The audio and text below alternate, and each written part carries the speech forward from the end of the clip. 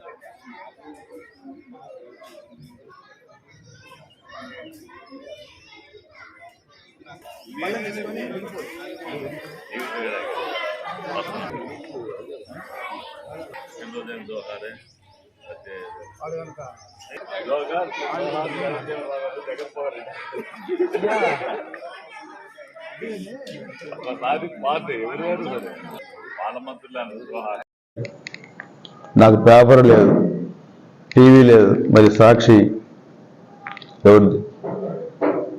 సాక్షి పత్రికలో వేసే పైన ఫోటో ఎవరిది? మీరు రోజు అబద్ధాలు ప్రచారం చేసే సాక్షి టీవీ ఎవరిది?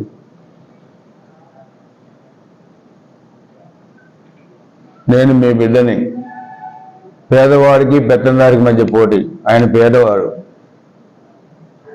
ప్రజలందరూ పెత్తందారులు. ఋషికొండను బోడిగుండు చేసి 500 కోట్లతో విలాసవంతమైన భవనం కట్టుకున్నవాడు పేదవాడు. నేను గతంలో కూడా చెప్పాను, కానీ కొన్నిసార్లు రిపీట్ కూడా చేయాలి. 1-4 సార్లు చెప్తే కానీ మనకి మీ మీడియా ద్వారా ప్రజలు కూడా అర్థం కాదు. గతంలో చెప్పాను, యలహంకలో 33 ఎకరాల బిల్డింగ్ 10,000 కోట్లు, పులివెందుల ఇడుపులపాయలో 3,000 ఎకరాలు, కడప, లోటస్ పాండ్, తాడేపల్లి, ఈరోజు వైజాగ్.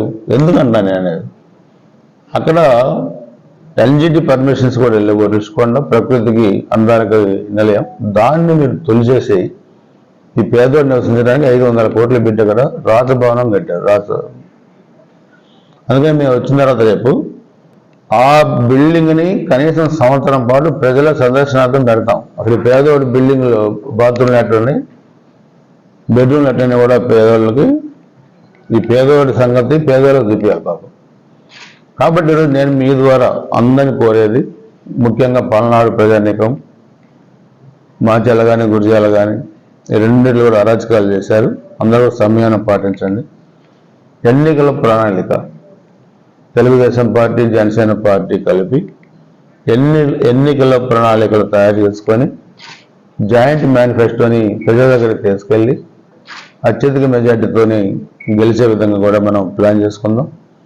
తప్పకుండా ఒక పద్ధతి ప్రకారం అందరం కూడా మనం తెలుగుదేశం పార్టీ అభివృద్ధి చేసిన ఈ నియోజకవర్గాన్ని మరలా మనమే అభివృద్ధి చేసి మరలా కార్యకర్తలను కాపాడే దాంట్లో, సామాన్య ప్రజానీకానికి సంక్షేమ ఫలాలు అందే దాంట్లో కూడా తప్పకుండా అందరం కలిసికట్టుగా కూడా ఒక నిర్ణయం తీసుకుంటాం.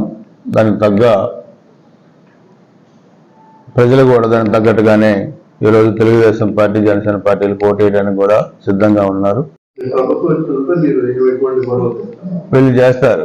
ఎందుకంటే వీళ్ళు ఒక ఎవడికి పుట్టిందో తెలియని పత్రికను పెట్టుకొని అడగలుగా రాస్తారు. వాళ్ళ పత్రికలో రాస్తే ఎవడు మాట్లాడకూడదు, కానీ మిగతా పత్రికల్లో రాస్తే అవి దాని మీద కూడా విషం చెమ్మే పరిస్థితి.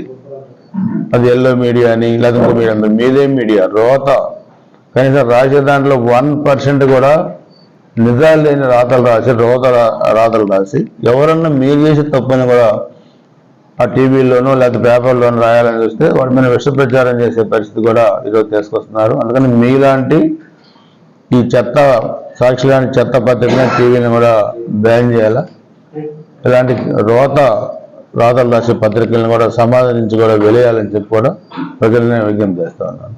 దాడులు చేసే వాళ్ళు ఎవరైనా సరే మీడియాలో తప్పకుండా రేపు తెలుగుదేశం ప్రభుత్వం వచ్చిన తర్వాత దీని ఒకసారి ఒక చట్టాన్ని కూడా తీసుకొస్తాం. చట్టాన్ని తీసుకొచ్చి ప్రెస్ పరంగా విలువలను కాపాడే విధంగా ఇటు మీడియా మీరు విలేకరులు కానీ లేకపోతే యాజమాన్యాలు కానీ మీడియా గౌరవాన్ని కాపాడే సమాజానికి మీరు అందించే విలువలు కానీ న్యాయం కానీ మీరు చేసే దాంట్లో కూడా మీ విలువలు కూడా రక్షించడానికి రేపు తెలుగుదేశం ప్రభుత్వం తప్పకుండా కట్టుబడి ఉంటుంది, తప్పకుండా మీకు సపోర్ట్గా ఉంటుంది.